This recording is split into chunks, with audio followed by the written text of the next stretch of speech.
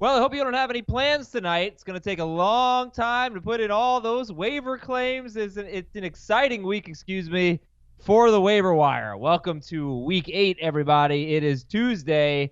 And yeah, Ty Johnson's going to be a popular ad. Is that going to be the number one ad? Is he going to be the most added player in CBS Sports Leagues, fellas? Ty Johnson? He probably will, just based on his ownership percentage, but I would not be surprised if Chase Edmonds still is more, just based on there's still 29% room to grow for him. So I don't know if Ty Johnson will eclipse that. Yeah, that would mean Ty Johnson would basically have to get up to 30% ownership. We expect Kerryon Johnson to be out. And here come the Giants, who give up the 5th or the 6th most fantasy points to running backs. Chase Edmonds just had a huge game, so could be Ty Johnson. Could it be J.D. McKissic? Are you a little worried about wasting FAAB dollars or waiver wire priority on a guy who might get usurped on Ty Johnson versus McKissic? I don't think McKissic is the guy that you'd worry about usurping Ty Johnson. I think it's somebody else coming back to the Lions like C.J. Anderson, or they make a move for another running back, and that guy takes Ty Johnson off the field. That would concern me, but Ty Johnson's looked pretty good in the limited time that he's had this year, and I would imagine that they're just going to they have changed their style, or at least Darrell Bevel has changed his style. They're throwing more.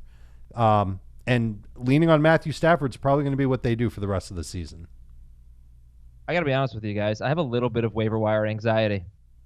Really? It's a little overwhelming this week, I think. It's just it's one of those where there's not a lot of stars, but there's a lot of guys. Yeah. Well, it's really about the players who are owned in more than 65% of leagues, that most of them are probably not available, but in some of your leagues, a few of them are going to trickle in there. It could be Jamal Williams.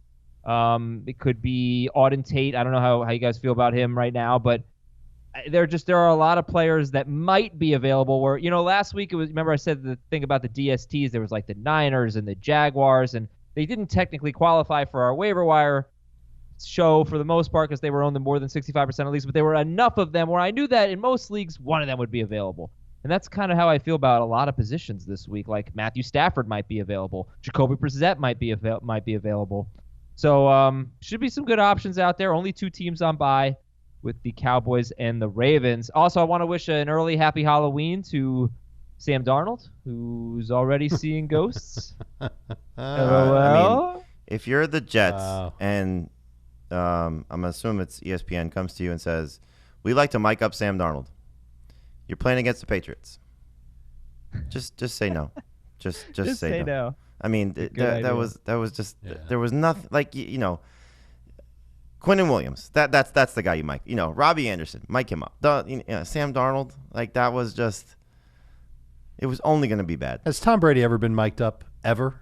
Have the Patriots ever mic'd up Brady? Do either of you remember Brady ever been? I'm sure the answer is no. The biggest takeaway for me coming out of that game is if I were Jerry Jones, I would have fired Jason Garrett after that game. How did they lose to the Jets, the Cowboys? Oh, how? Well, they're not the Patriots. That's the thing. Obviously, so dominating game last night.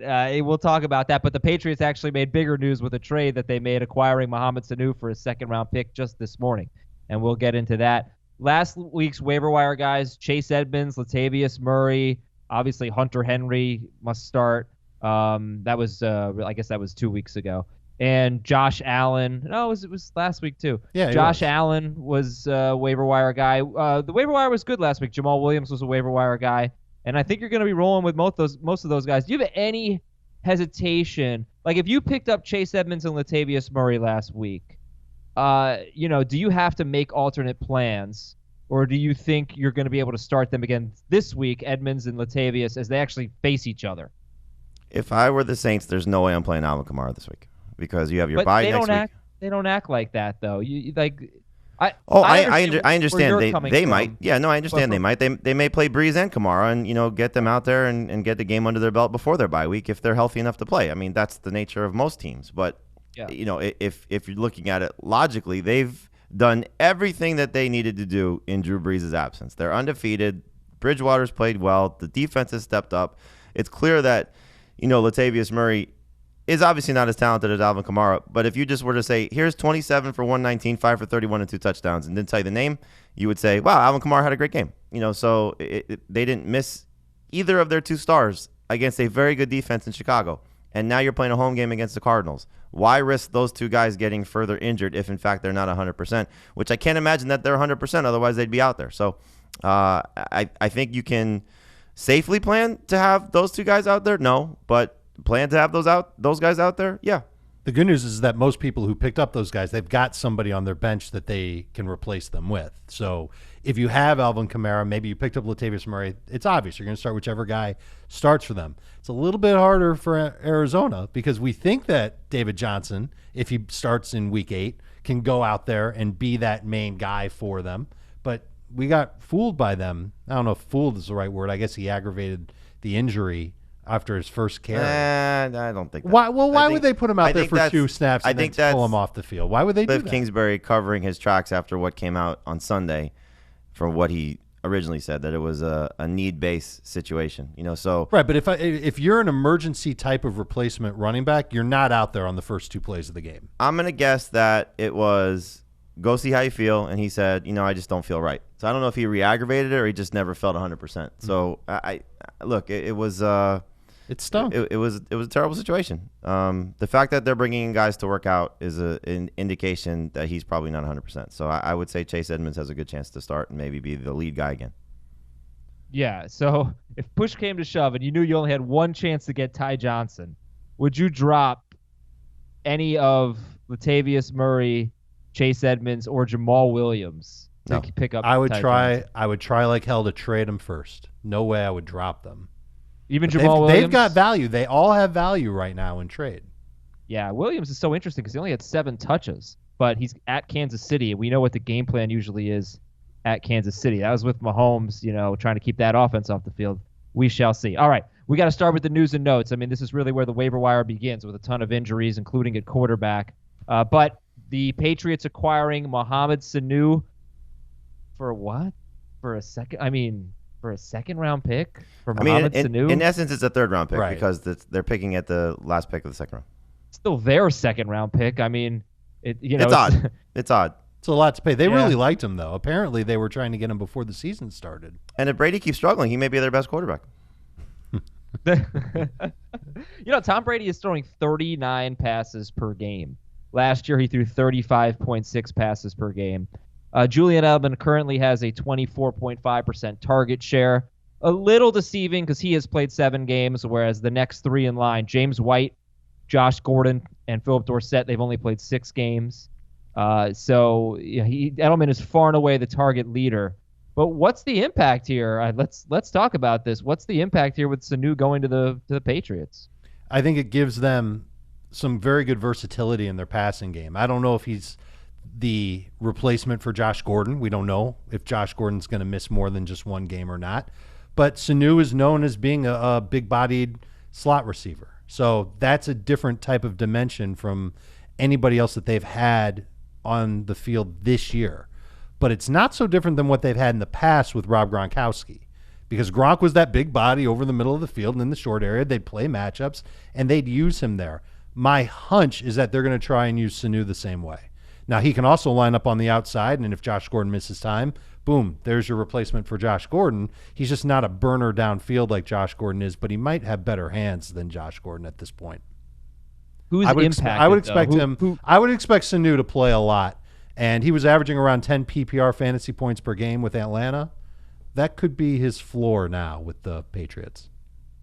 Well, somebody's got to get hurt by this. I mean, is it Edelman? Is it Dorsett? Because I was pretty excited about Dorsett. He's 50% owned. I would still pick a little less excited. I'd still pick him up. I think it's still a matter of, like Dave said, Sanu's not an outside threat to the level of what they still need. And Dorsett is the one that fits that build. So Jacoby Myers is the one that loses. He's the one that comes off the field right away.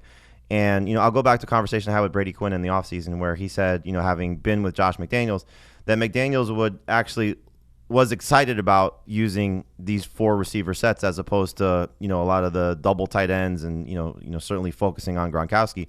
So now this gives them the ability when everybody's healthy to go with Edelman and Sanu as the 2 inside guys and Gordon and Dorsett as the 2 outside guys, with Myers sort of being the fill-in option there. So I think it's going to be a scenario of it's like the Rams light, where there's going to be games where one guy stinks and to a level of that you wish you benched them. But this is a scenario of Edelman still 1. I would say probably Dorsett right now is 2. Sanu would be 3 and Gordon would be 4. So Gordon's a guy that you could drop at this point. Ooh, you think you can just let him straight up go? I mean, what's the rush to pick up Josh Gordon right now? With the hope that he becomes what we thought he could be? Maybe. But, I mean, I don't see him being a priority to have on your roster if he's going to miss time, which is the underlying question here is this move because Gordon's absence is extended? That's I think the thing you have to worry about. It's the same thing we were talking about with the Cardinals. Are they bringing in guys because the fear of the starter being hurt? Is that why they're adding Sanu?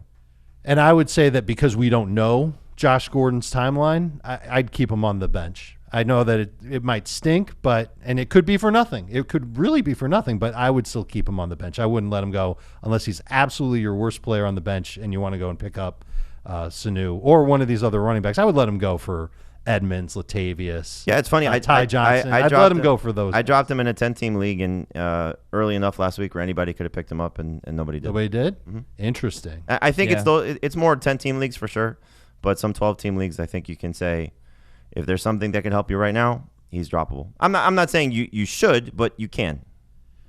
Yeah. So Edelman, do you think he'll be as good? I mean, he's a stud right now. Yes, I know he didn't have a great game, but he'll be as good. So he's good. James White, does he get hurt? Does Sony Michel get hurt? Do they stop running the ball as much? White could get hurt a little bit, I think. Yeah, potentially. I think White and Michel are still kind of contingent on what's happening with Rex Burkhead, because when Burkhead comes back, then it becomes more messy for them. This is just the Patriots are quickly becoming a team that they're great for their NFL purpose. They're not great for their fantasy purpose. Brady's becoming a guy that is not a must-start quarterback. With all the injuries and buys, he is, but he just hasn't been productive. I'll argue it's all about. I'm sorry, Dave. Yeah, go ahead. For them, it's all about what happens when they get inside the 5-yard line. Like, if they just hand off to Sony Michel and he scores 3 touchdowns, Brady could have had a huge game. If Brady had wanted to, he could have had a huge game yesterday. Yep. But sure, he had a wide open touchdown to Jacoby Myers. Brian Poole held his jersey. Things like that are happening to him. But it's just the nature of what their offense. Like you said, he's throwing 39 times. He's not having monster performances given the matchups that they've had. The matchups have been so easy, and he hasn't put up dominant numbers. And that's where Sony Michel's had 6 rushing touchdowns. Sorry, Dave, go ahead. This is where I would go with this, is look at their next 6 opponents. It's Cleveland, Baltimore, Philly, Dallas, Houston, Kansas City. I don't see them winning many of those games shutting out their opponent. Not even Cleveland. Cleveland will put some points. Yeah, but I know. I think. But again, I think they added Sanu. Look at his pass. I know, it's crazy. Where is that going to change? Is he going from 45 to 55 to 60? No. But I don't think he's going from 45 to 25. Agreed. But in 45, he's not being productive. He's not having because of what happened inside. Okay, so 39. That's not far off. It's not like all of a sudden, so the other teams are going to score. His pass attempts go up. Where do they go up? He's already at a high level. So I don't know. I don't know if it's just all of a sudden he's converting those attempts into better production, which could easily happen. And now they've added another piece to the puzzle. I'm not saying you're getting rid of Tom Brady, clearly, but it's just this team is just one of those teams where their defense is awesome, their run game is productive enough, and the passing sucks. See, I agree from the standpoint of it. It sucks. I'm talking about the converting the production. The touchdowns that Michel is scoring. It's one of those where there's no rhyme or reason to, because this week it was Michel, 2 weeks ago it was Brandon Bolden. So they don't care, and that's the problem for what we do. It's adding Mohamed Sanu just means now you can't buy into Dorsett. It dings Edelman and White a little bit. It makes Gordon potentially droppable, and that's kind of the whole storyline with this team. I think they brought in Sanu to make sure that they could score any way they wanted to, because they can't rely on that run game all the time, and they know they're going to need points to beat teams like the Ravens, the Eagles, the Cowboys, the Chiefs. That's why Sanu's there. Okay. And that's good for Brady. Here are your 5 lowest yards per carry teams in the NFL. Now, this is teams, so keep in mind, teams with rushing quarterbacks are going to be better here. But so Bengals, Miami and the Jets, other 4? Bengals, Jets, Patriots, Dolphins, Bears. Patriots are averaging 3.3 yards per carry, which is exactly what Sony Michel is averaging. I understand he gets a lot of short yardage work. That's going to hurt his yards per carry, but let's be real. He's not running the ball that well. Their offensive line isn't what it normally is, and I think that makes Rex Burkhead, if he ever gets back, a somewhat intriguing waiver wire option. So, for sure. News and notes. Drew Brees is hoping to play this week. Matt Ryan has not been ruled out. Dr. David Chow looked at Matt Ryan's injury and thought high ankle. So, I don't think that you should plan on having Matt Ryan or Drew Brees. They both have a bye next week. You guys agree with that? Yeah. You shouldn't expect them? Okay. Kyle Allen is starting this week at San Francisco. Kerryon Johnson, knee injury. We know that. David Johnson played 3 snaps. So, okay, we already talked about the possibility of the Lions bringing someone in. If the Cardinals bring someone in, and it's Jay Ajayi or whomever, do you think it would reduce Chase Edmonds' role significantly, to the point where he would be a bust this week? No, not right away. Maybe not at all. He may be a bust this week just based on his opponent. Yeah, that was the other thing. I mean, how comfortable are you going to be with Chase Edmonds if he's the starter at New Orleans? He's number 2 running back, but it's nowhere near what he's been producing because the Saints are awesome. Yeah, I mean, look at the last 3 running backs they faced. 15 carries for 52 yards for Carson. 18 carries for 35 yards and a touchdown for Zeke. 20 carries for 72 yards for Fournette. And then let's not even get into the horrible Bears running backs. There was some passing game production for Zeke and Fournette at least. What else we got here? Alvin Kamara, we don't know. James Conner, do we think he's going to play against the Dolphins? Yes. Yeah, although it's weird that there hasn't been any update. They also haven't added a running back. So, Sony Michel did limp off the field. It was late in the game. He seemed fine, but that was one of the final possessions of the game, and the Patriots never sit their starters, even when they're winning by a million. A.J. Green has not been ruled out for Week 8. I am assuming you guys are not ranking A.J. Green right now. Correct. No, but that's encouraging. Mm-hmm. They also have a bye, right?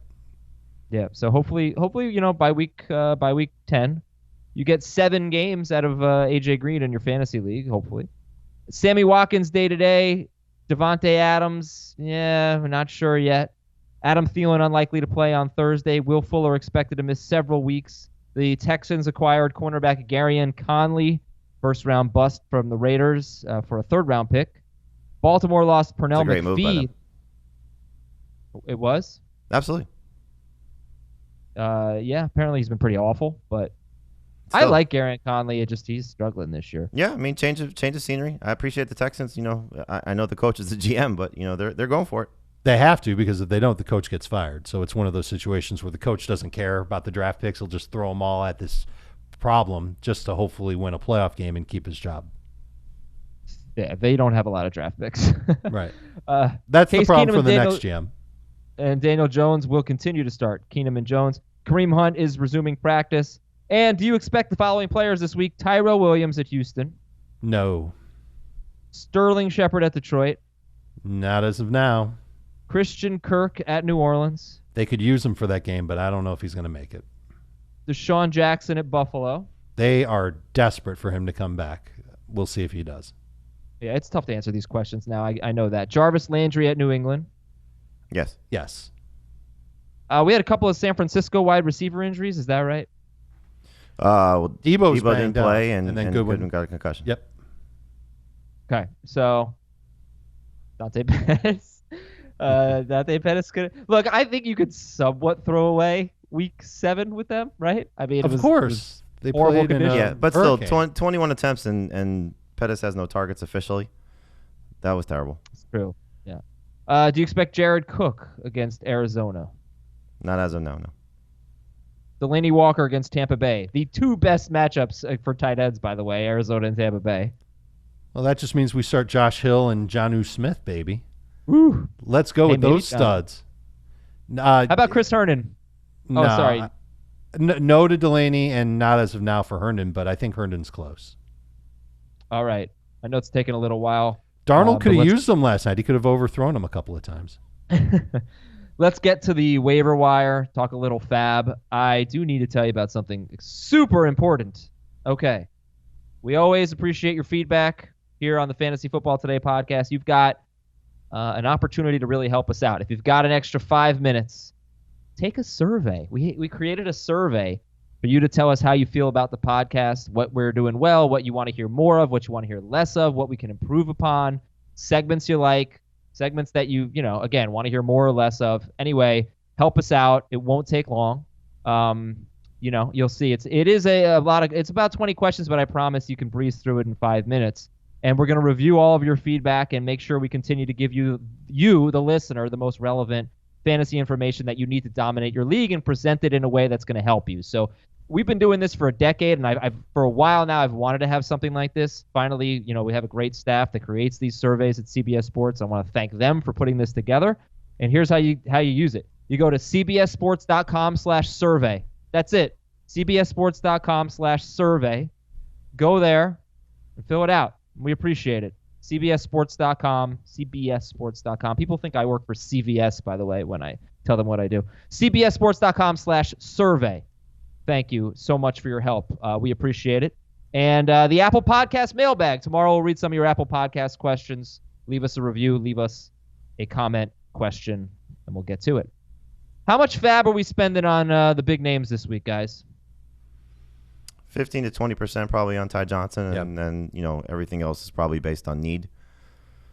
And I you're say that 3 and 4. Sorry, if you're 3 and 4 or 2 and 5, you need a win. Could you justify spending 60% of your budget on Ty Johnson? Sure. I think that might be a little too much, but sure. I don't know how great he's going to be. That's the problem. Right. So you're still talking about a team. While the Giants have been bad against the run, they have struggled to run the ball. So, I think you're spending money for a borderline number 2 running back / flex option.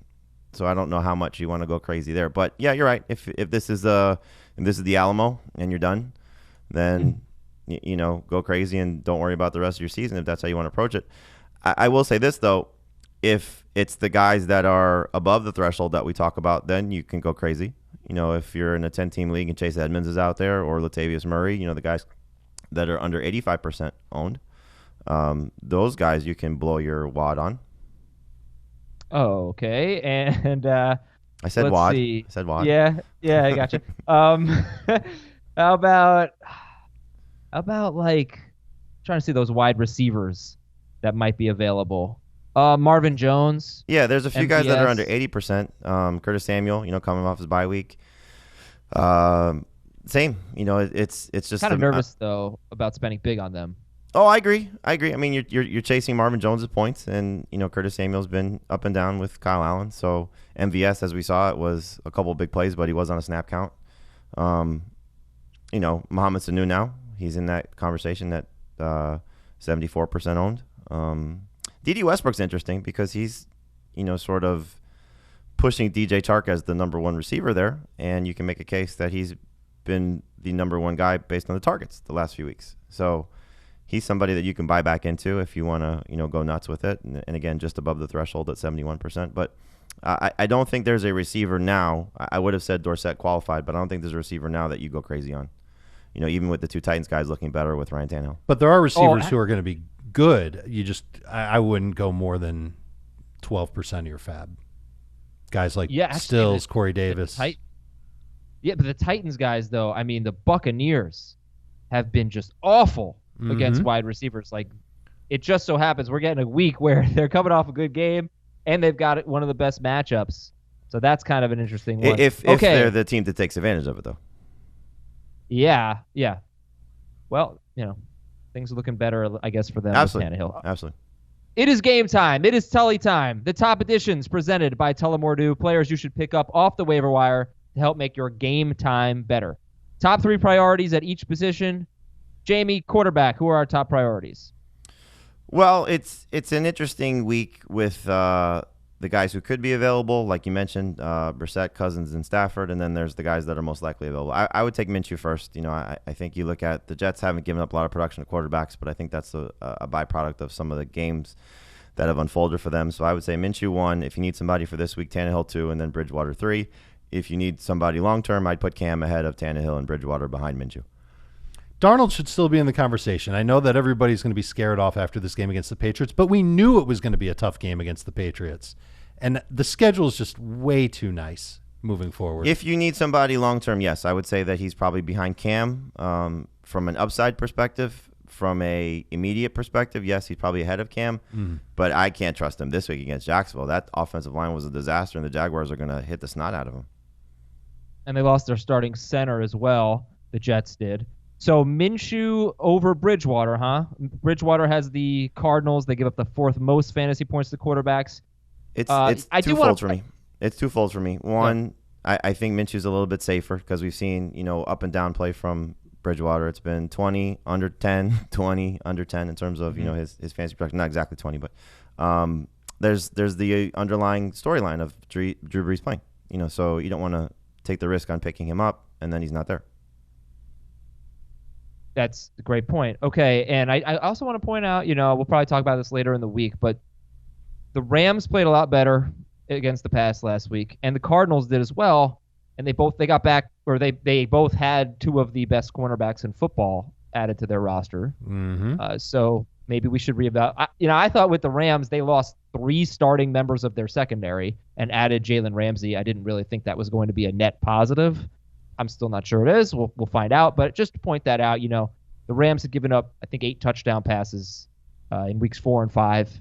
They get Jalen Ramsey, things get better, and then Patrick Peterson comes back. They had one of the best defensive plans I've ever seen. They played 3 safeties on the field a majority of that game, and they just said, "You're not going to run on us, and we know that your offense is just pass, and pass some more."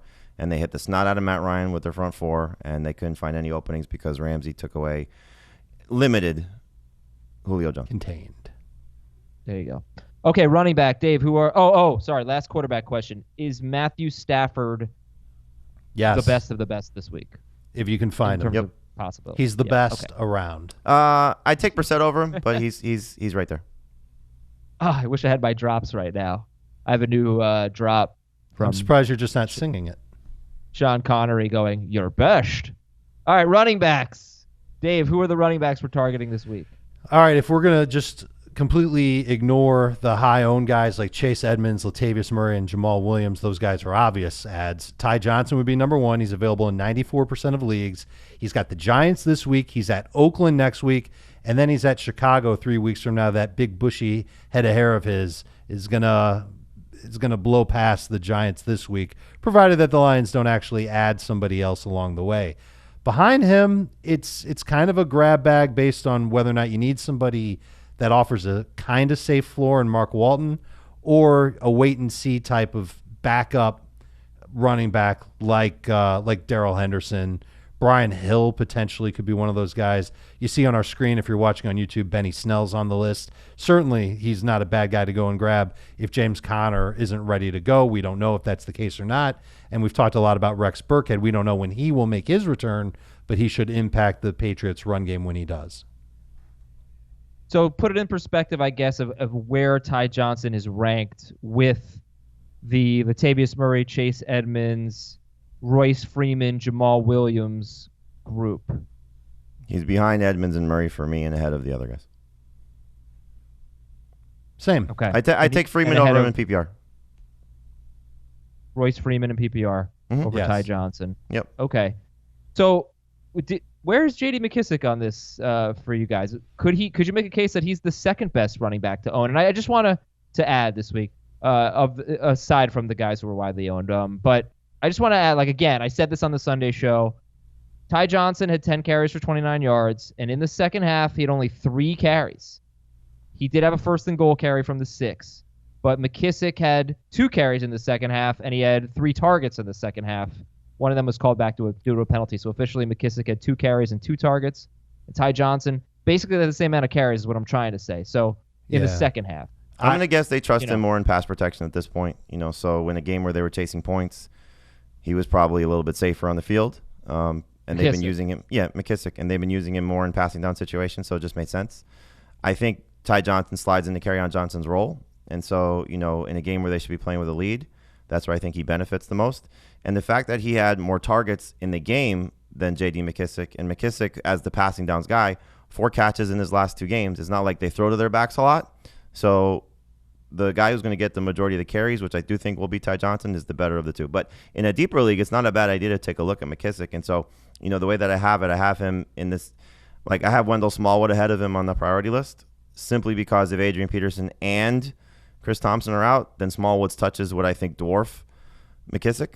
But if you want to take McKissic ahead of him, like I just don't know what you're getting with J.D. McKissic. And we think it's going to be a multiple-week absence for Kerryon Johnson, but if it's just 1 week, it's kind of a waste to pick him up. What did we hear last year on Kerryon when he got hurt? It was going to be a couple of weeks, and then it turned into the rest of the season. I'd be nervous about that being the case. I think Kerryon Johnson's trade value takes a massive hit with this injury, and I think Ty Johnson's somebody that could end up being a decent starter for people moving forward. And I think the reason why he didn't have a lot of work in the second half, and McKissic really by comparison didn't have a lot of work either, is because they were chasing points, because they were trying to get back into the game, and they got pretty close against Minnesota. This team's going to ride Matthew Stafford, so it's a good opportunity for Ty Johnson. I think he'll be lucky to see 15 touches in a game. This week he might do it. Most of the other games that they have, I don't know if he will. Yeah, and I should emphasize, I should have brought this up earlier, Adrian Peterson dealing with an injury, dealing with a Thursday game. So Wendell Smallwood is a Redskin and could have big work against the Vikings. Have fun, but you never know. I mean, like Adrian Peterson had big work against the Niners, and he turned in a decent fantasy performance. He had like 80 yards. So, yeah, they're committed to the run. I mean, it's pretty clear that that's what their offense is. It's run, and run some more. Jamie, who are our top wide receivers to add? Yeah, so I mean, I'm obviously switching the list on the fly here. So with the trade, I'll take the Titans guys first of Corey Davis and A.J. Brown, just with the matchup that they have.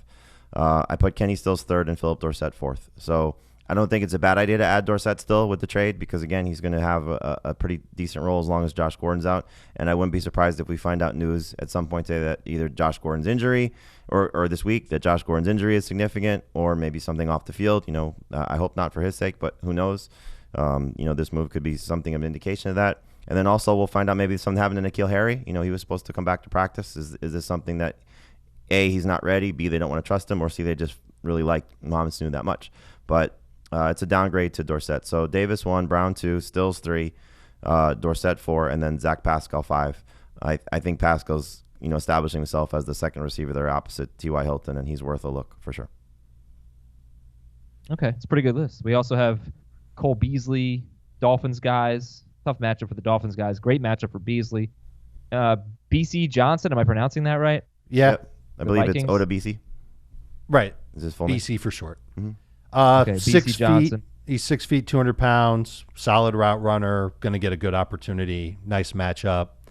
I think he's more of a guy to trust in the showdown lineups, the 1 day, 1 game lineups than your seasonal leagues. Yeah, this is a 1 week ad. He saw a big spike in targets without Thielen there, and the matchup's really good against the Redskins, especially if Josh Norman's out, like you said, Adam. Yep. I don't think we got a good indication of what either team looks like from week 7 for San Francisco and for Washington. And so while the 49ers offense didn't do very much against that Redskins defense, if Kirk Cousins doesn't melt down in prime time like he typically does, then he should beat up that secondary like he's been beating up the last 3 secondaries he faced. BC had 3 end zone targets last week. So they were using him like they used Adam Thielen. It's crazy. And he caught a touchdown. But again, it's very low priority because you might only get 1 week out of him. Hopefully 1 week. Yeah, hopefully. Yeah, we don't want to see more than that.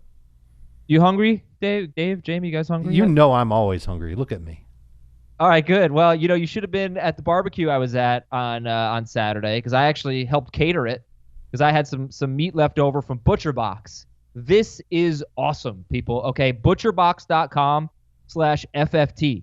Thanksgiving is right around the corner, so now is a perfect time to give Butcher Box a try. Sign up today and get a free turkey and $20 off your first box. Butcherbox.com/FFT. Butcherbox.com/FFT. Okay, so I don't know, a month or 2 ago, I got the package from Butcher Box. It's an enormous package of frozen meat and absolutely delicious. And not just that, high quality stuff. I go to the grocery store and I try to find the healthier options, the organic options, which the chicken is organic. It's hard to find that in the grocery store. If you order from Butcher Box, you're getting high quality, humanely raised meat. It's better for you. It's better for the animal. It's better for the environment. I ate the chicken last month, and it was delicious, but then I saved the rest of it, and I brought it to the barbecue, and we cooked it, and it was freaking great. Steaks, pork chops, just absolutely delicious. You all are going to love this. A 100% grass-fed finished beef, free-range organic chicken, heritage breed pork, wild-caught Alaskan salmon. You can't find this stuff easily at the grocery store, and it's really expensive too, but not with ButcherBox, and it just shows up at your door if you order it. So, and nothing more festive than a turkey dinner, right? So with Thanksgiving coming around, please take advantage of this offer. You're going to get antibiotic-free with meat with no added hormones as well. It's packed fresh, shipped frozen, and vacuum sealed. Go to butcherbox.com/FFT. Get a free turkey and $20 off your first box. Butcherbox.com/FFT, or if that's too complicated for you, you can just enter the promo code FFT at checkout at butcherbox.com. Tight ends, DSTs, and kickers. So, tight end, is it kind of tough this week to find one under 65% owned, Jamie? It's not tough, but it's risky from the standpoint of, who's going to actually be trustworthy. You have Vance McDonald, and, it's a part of it is a play on the Dolphins, part of it is a play on what we saw from Mason Rudolph in his first, couple of games with McDonald. And then I take a chance on Josh Hill with the matchup against the Cardinals. I know it wasn't Evan Ingram who scored against them, but they still give up a touchdown to Red Ellison. Hopefully this is the week Chris Herndon comes back and you start to get something from him. Jonnu Smith and Kyle Rudolph are in sort of interesting situations because of injuries. Smith because of Delaney Walker, Rudolph because of Adam Thielen, and it could be Irv Smith because both tight ends were used much more than we've seen. You have Foster Moreau, who's played well 2 of the last 3 games, and their receiving core is depleted. So there's no standout guy, but there are some guys that could be, okay, if I'm stuck, I'll take a chance on this particular player. McDonald would be the one, maybe Herndon as well, that have some long-standing appeal as low-end starting options, just based, again, on what their roles are in their offenses, or expected to be in Herndon's case. Is Vance McDonald the top 12 tight end for you guys this week? Yes. Just barely, though. Double-checking to make sure for me. Vance McDonald has only had one game where he and Mason Rudolph were both healthy, and he had 7 catches and 2 touchdowns. So, right, and you also have the scenario of they didn't allow, the last time we saw Rudolph play a full game, challenge downfield. And so against the Miami defense that stinks, is it going to be, okay, let's open up the offense and we'll take 9 shots to Juju and 7 shots to Deontay Johnson, and they'll open up the passing game? Or is it Rudolph's coming back from a concussion, let's get the win that we need, manage the game the same way that they have been, wildcat, however they want to operate, and dink and dunk their way down the field. And then I think that's where McDonald comes in, especially without Jalen Samuels. So, we haven't seen the full Steelers offense with everybody there minus Roethlisberger. This is the closest I think we'll get. And so I think McDonald sort of falls in line as a low-end starting option. Okay. Also, Jonnu Smith did have 3 games last year. Where's my notes? He had a 4-game stretch where he had 9 to 12 fantasy points at non-PPR in 3 of those 4 games. So could be filling in for Delaney Walker and getting the second best matchup for tight ends with Tampa Bay. This is a home game for Tennessee. DSTs, Dave, who are we looking at? DSTs. I'm not sure exactly who the most available DSTs are. I think the Steelers are. I don't know what their percentage is. Oh, 62%. That's pretty good. If they're out there, go ahead and get them. You should. Hopefully, some of you got them last week as a beat the waiver wire. Yep. I like the Colts DST as well against Denver. The Broncos offensive line looked terrible, and Joe Flacco looked terrible. So the Colts should be able to get to him quite a bit. Okay. And we got the Steelers at 62%. That's outstanding. There are a lot of DSTs. We can go through them later. The Colts, the Lions against the Giants at 31%. How do you feel I don't know about Eagles? that one because they're beat up. It depends on how healthy they are. But if they're without Slay and Snacks Harrison and they lost somebody at every level of their defense against Minnesota. They're playing Daniel Turnover. It's okay. I actually think Daniel Jones can have a good game if that defense is as beat up as it was last week. Okay, hope so. I got more names for you, but we can go through them real quick, I guess. How do you feel about Philadelphia at Buffalo? I wouldn't want to use them. Low end starter. Seattle at Atlanta. Love Seattle. Yeah. Tennessee, that's obviously with Matt Ryan out. Tennessee against Tampa Bay. Tennessee will get some turnovers for sure. I mean, it's Jameis, but I would imagine Jameis plays a much cleaner game this week. It's a solid defense, though. You look at their fantasy points, sure. They don't really let you down. So for Tennessee, would you drop Tennessee for the Colts this week? No. Okay. But for the Steelers, okay, Jamie would. For the Steelers, you definitely would, right? Yes. Yeah. How about the Chargers at the Bears? Yeah, they're right there. Yeah. How about the Rams against the Bengals? Love them this week. Of course. How about the Packers at the Chiefs? I like them this week. I do too. They're top 12. Really? Yep. Okay. Crazy, right? Hey, you're at the Chiefs. No love for Matt Moore, by the way, in the waiver wire, huh? He's the last quarterback, Dad. Okay. And kickers? Who we got, Jamie? You could buy back into Joey Sly. I don't really love this scenario going in San Francisco, but he's still worth picking up. Chris Boswell for sure. And then I think Adam Vinatieri at home. I don't know the ownership percentages for Matt Prater or Jason Myers or Josh Lambo. Myers stinks. He just doesn't get enough opportunities. Boswell's 19%, Sly's 47%, Vinatieri's 19%. Prater I saw was like 82%. Everybody picked him up after the game against Green Bay too. Sure. Cool.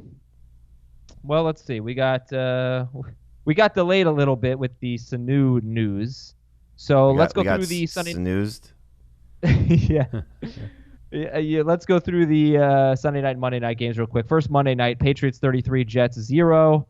And can you still buy into the Jets maybe after this week when they have Jacksonville? But after that, I'm guessing they have the best schedule in fantasy football. At Miami, Giants, at the Redskins, Oakland, at Cincinnati, and Miami in their next 6 games after Jacksonville this week. So, yeah, Darnold, Anderson, Crowder, forget Le'Veon Bell. Everybody's going to keep Le'Veon Bell, but are they either adds or holds at this point? Holds. I think if you're planning ahead with Darnold, that's fine. Most people have picked up Crowder and Anderson after the big game against Dallas with the hope of the schedule turning positive for them. But if they struggle against Jacksonville again, which I think that they will, then it's going to be, oh, bleep, can you actually trust them? They'll be low-end starters for sure against Miami, but Darnold's the key to this all. I mean, if he has another game where he's, jittery in the pocket and shot-putting the ball and, missing receivers to the extent that he was, then it's, okay, yeah, I'll take a chance against Miami. But if he plays bad against the Dolphins, oh, well, then at that point, holy cow! I mean, that stretch of games right there it has to be the confidence builder for him. So, like, if I'm Adam Gase, I try to keep the game low scoring against Jacksonville because I don't think Jacksonville's offense is that dynamic that they're going to put up a ton of points. But, like, you got to manage the game for Darnold and then let him get to that stretch of games for Miami and see if you can play yourself back into any sort of wild card contention. But obviously, for what we talk about, it's got to be Darnold playing at a high level because for 2020 for the Jets, if he's this type of quarterback, which I don't think he is, like, you can't the two extremes that he showed you the last 2 weeks where he was so good against Dallas and so, I mean, that was epically bad against New England. Like Mitchell Trubisky was laughing at him. No, that was Nathan Peterman was laughing at him. That's how bad it was, so. I actually forgot about Peterman because I tweeted last night, Sam Darnold scored -7 fantasy points. Find me a player who did worse. And I forgot about Peterman who had -8 fantasy points 2 years ago. So, yes, this was Nate Peterman bad. Yeah, almost. right. And Nate Peterman did that in a half, I think, right? So, good for him. Yeah, I mean, like, this game is build your confidence back up and then go light up the Dolphins, the Giants, the Redskins, the Raiders, the Bengals, and the Dolphins again, which he should. I mean, he's still a very good player. It's just like last night was. I agree. He got Belichick. I can't judge him solely off of last night's game. Not based on what we saw from him earlier this year and late last year. Like, I'm okay with him still. Okay. But you can't start him this week. I don't think you should, and I don't think you have to. Your quick thoughts on Sony Michel? I mean, touchdown dependent more than anything else. Yeah. Hopefully he just hangs on to the ball and hangs on to the job. But, man, he can't run. He's just not a burner. He doesn't make anybody miss. It's so tough. Yep. And James White has now scored 12 to 15 PPR fantasy points every single week. He did it again. 7 catches, 59 yards. And for the second straight week, he had a touchdown called back, this time on a hold. So he is based on his average for the season coming into week 7 was like the top 15 running back in PPR, his points per game. And so will he maintain that level? Because remember, he missed the game when he had the baby. Plus he missed the game when they had the baby. It's just a matter of, will Rex Burkhead sort of ruin him a little bit because his numbers pop when Burkhead's off the field? Yeah, well, I mean, he has had the same fantasy point total basically every week, but also he's had bad touchdown luck this year. But, I just think it's interesting. Like, Sony Michel and James White, they're both universally owned, and they were started in 50 to 56% of leagues. And that's what it is. We're going to be talking about them every week, start or sit, and I think we kind of know, and hopefully Rex Burkhead doesn't screw it all up. Dallas 37, Philadelphia 10, and I would say Mohamed Sanu could screw it up a little bit for James White. All right, so, boy, what a roller coaster for Carson Wentz. Great against Minnesota, which was a surprise, 24 fantasy points. And then terrible. Look, their offense is just not that good right now. I think I said yesterday they had 22nd in passing offense right now. Carson Wentz is thrown for less than 200 yards in 3 of his last 4 games, I think. He needs his offensive line to be fully intact. We've seen when the offensive line has played great. It was great against Green Bay. It was great against Minnesota. And Jason Peters not playing that game. Robert Quinn made Dillard look like a rookie, like a college player still. And had Quinn stayed in that game, he left with a rib injury. I think it would have been worse for Wentz. So when he is facing pressure like that, he's not the same guy. And like Dave was saying, not having any downfield threat. Nelson Aguilar, you can debate about his ability or lack thereof to come down with the catch, but it was a bad throw. And so I think Wentz is somebody that's going to be tough to trust against Buffalo right now. So if he's I'm in a situation where I have Matt Ryan and Carson Wentz on one team. Oh boy, I can't drop either guy. So you could drop Carson Wentz. I think. I mean, his next 4 matchups, I don't think anyone's going to want to start him. Maybe, next 4 weeks. But still, it's if they're right, I think he'll come through those games and play well. If they're not right, and again, the offensive line and the receiving core right now are letting him down. So, maybe you're right. It could be something that you have to consider dropping him. Probably more so in 10-team leagues than 12-team leagues. And this is not a another must drop.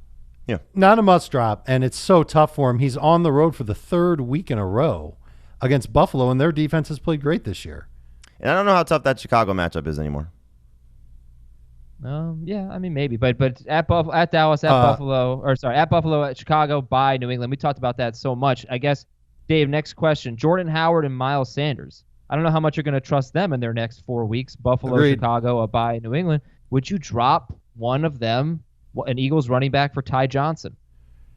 I would certainly consider Howard. Sanders, what about Sanders? I'm like the emoji with hearts in the eyes. I can't quit him. So unless I'm just really, really deep at running back, I'm not going to do that. And if I'm really deep at running back, I don't need Ty Johnson. No, you have to be shallow at running back. I think you need someone to win this week. I imagine you're and probably going to rank Ty Johnson. He's my absolute worst player. Yeah, of course I'm going to rank Ty Johnson ahead of Miles Sanders. But not only that, ahead of Jordan Howard, I would think this week. Yeah. That's why it's easier to get rid of Jordan Howard, who got off to a great start last week. He's the starting running back. Yeah, I know, but he's only productive when he scores, and he's not going to score that often. This offensive line is definitely a problem. The lack of speed on the outside is another huge problem for Philadelphia. They need to solve both of those things. Yeah, before maybe either play of these Miles guys Sanders plays more well. because he's fast. I thought that's exactly what they were going to do, and then they didn't do that. They should play both these guys at the same time. Ugh. All right. They should. Use Sanders on the outside. Let him run. Okay, let's take a break here we talked a lot about Zach Ertz on yesterday's show, so if you want to hear about that, basically he's statistically what he's been every year except for last year, at least, like 3 of the last 4 years, except for 2018. Touchdowns need to come up. We talked about Ertz a lot, and you can hear that on the Monday show. So we're going to take a quick break here on Fantasy Football Today, dig into who to add and who to drop at each position when we come back.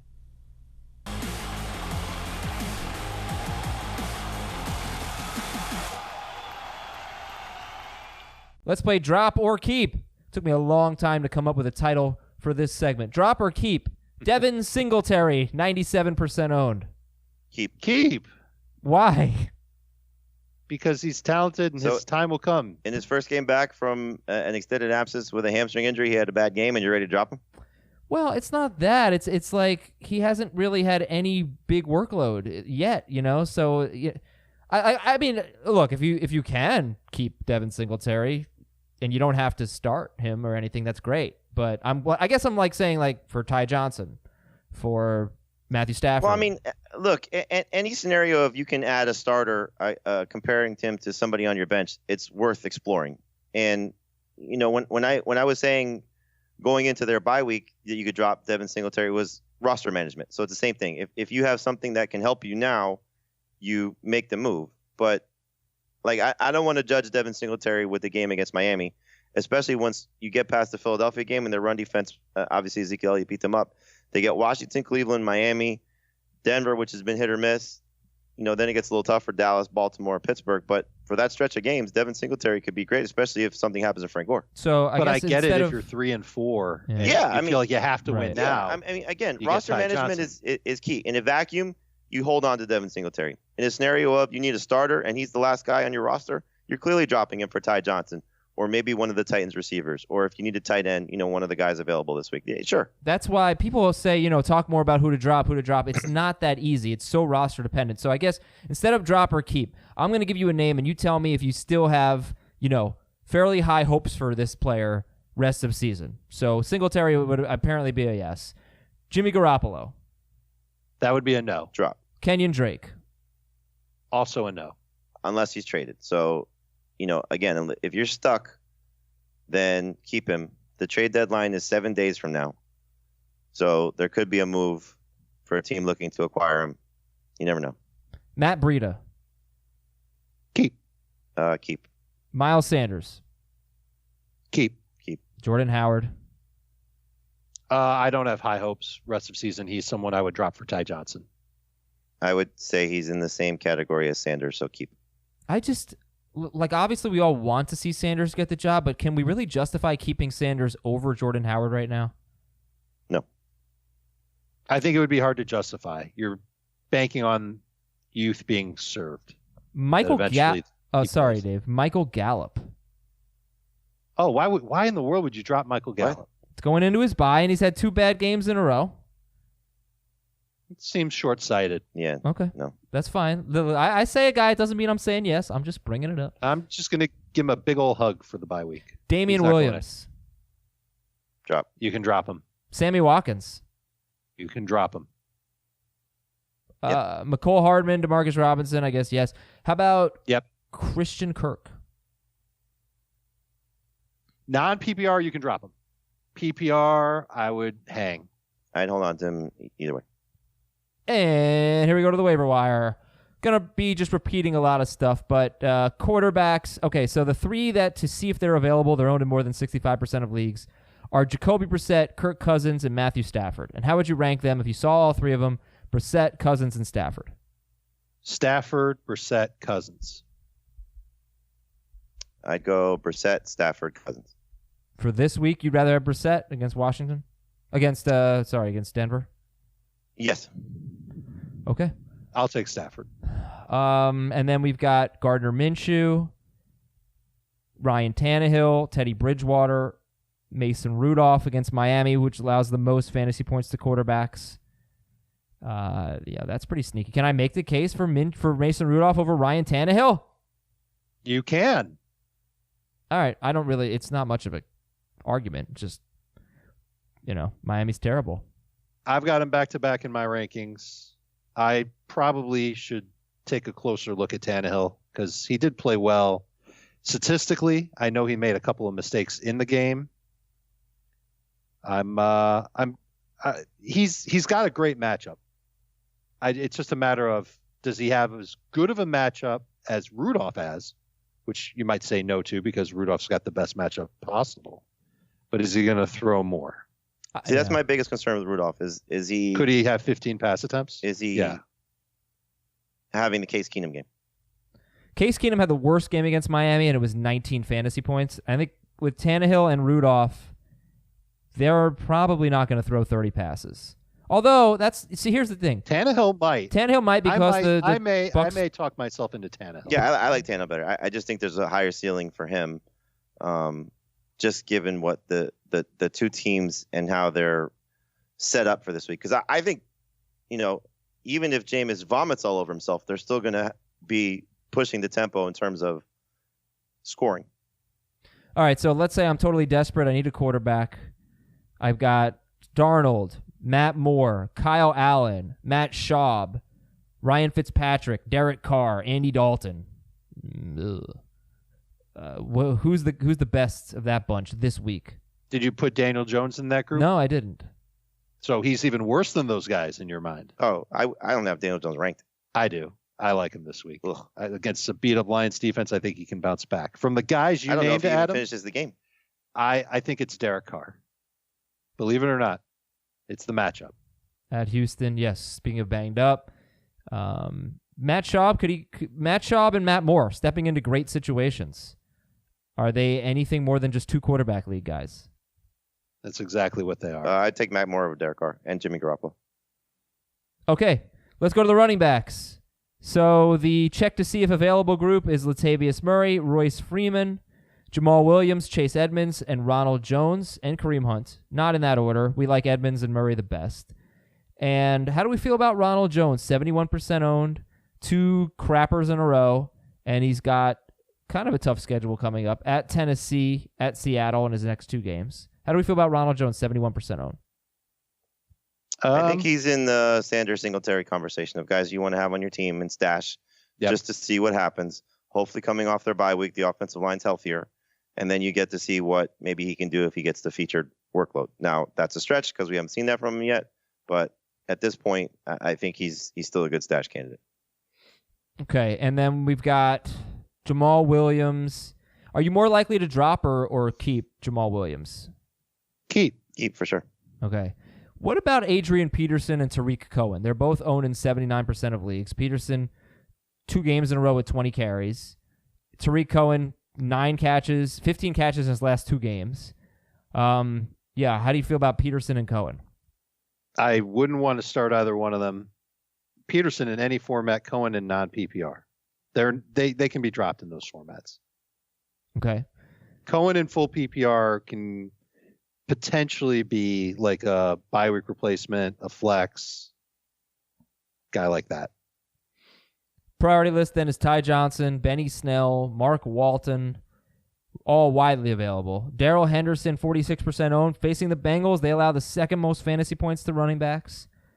So Darrell Henderson did have 12 touches at Atlanta, so maybe gets a nice game there. Wendell Smallwood is very sneaky. What do we think about Adrian Peterson? I mean, is he going to play? Because Smallwood starting at the Vikings could have, he could be John Hilliman, and somebody's going to have to shave a Gardner Minshew mustache.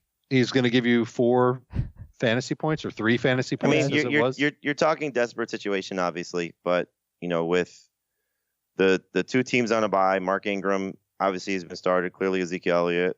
You may have been the David Johnson owner, and you don't know what to do there, of Alvin Kamara owner. So if he's going to get the starting opportunity, both guys are out, desperation flex is where he kind of falls in. Okay. J.D. McKissick, same thing. And then let's go to the wide receivers now. Yeah, I changed the order again. All right. That's cool. Check to see if available on these guys. Marvin Jones. Is Marvin Jones better than all the other less than 65% owned, like the Corey Davis, Philip Dorsett group? Yeah, especially given the matchup against the Giants. I disagree. I don't think he's gonna. I think he's gonna be way too inconsistent. Man, that was his second 4-touchdown game of his career, wasn't it? I'm pretty sure. Why can't he just do that every week? That's crazy. If he can do it twice. If I told you, this guy has 2 career games with 4 touchdowns, wouldn't you think he's like perennial Pro Bowler? He is. Yeah. Well, he's not. Well, you're wrong, dumbass. Curtis Samuel at San Francisco. Jarvis Landry is the only wide receiver with more than 30 yards against the Niners in their last 3 games. They haven't really been tested that much. Well, I mean, they should have been by the Rams, but they just destroyed the quarterback. MVS at Kansas City. D.D. Westbrook. So, yeah, this group, Marvin Jones, Curtis Samuel, MVS, D.D. Westbrook. How many of them are you starting this week? Jones and Westbrook. You can definitely start Westbrook in PPR. Jones is a good flex. I think MVX is a good flex too. Okay. Not feeling it with Curtis Samuel. How do we feel about Auden Tate? 74% owned at the Rams. I think he'd be a low-end flex in PPR, and that's about the nicest thing I can say about him. And that's if there's no AJ Green.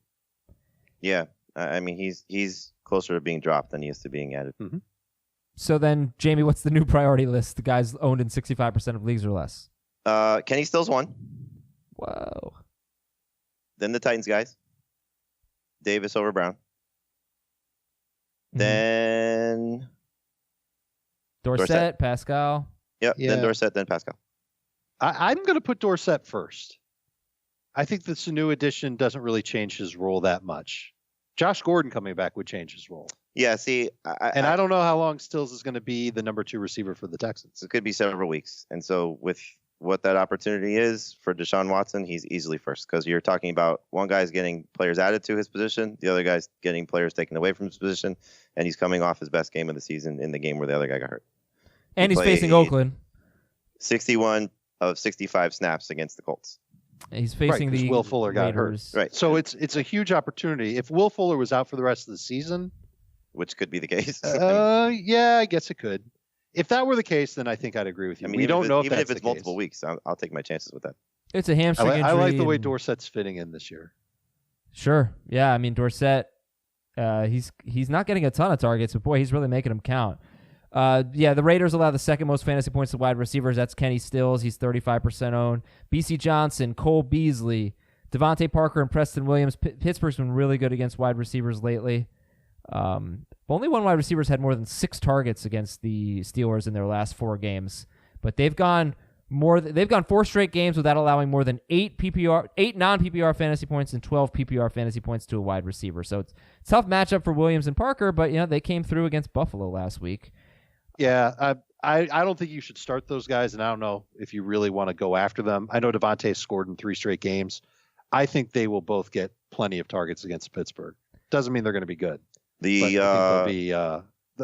get a lot of opportunities. The better reason to try and get Devontae Parker more so than what his schedule is the possibility of him getting traded.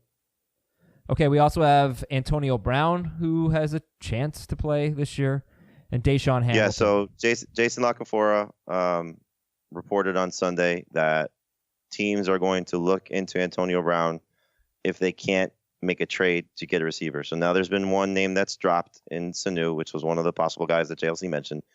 The 2 prominent ones are AJ Green and Emmanuel Sanders. And then Parker is another guy on the list that could be moved as well. So what JLC said was a lot of personnel people in the league are sort of keeping an eye on what the status is with Brown with his potential suspension, but also if he can come in and fit in a locker room. And Pete Prisco-Drink said the 2 teams that make the most sense based on need and front office / coach are both in the NFC West, and that's San Francisco and Seattle. Mm-hmm. So 2 teams that could clearly use a player of his caliber, clearly more so San Francisco, that keep an eye on. So if you want, I know we've been saying, sort of why is he owned? Well, kudos to you if you held on to him, and that does happen, but also it might not be a bad idea if you have an open roster spot just to stash him, just in case he fits in the right scenario and has something left to offer. Okay, that is Antonio Brown. And finally, tight ends. Tight ends. Okay, so again, this is another group where there are guys that are owned in more than 65% of leagues, and we should talk about them. Jimmy Graham, TJ Hawkinson, Eric Ebron, Gerald Everett. Are these guys exciting to you? Jimmy Graham, TJ Hawkinson, Ebron, Everett.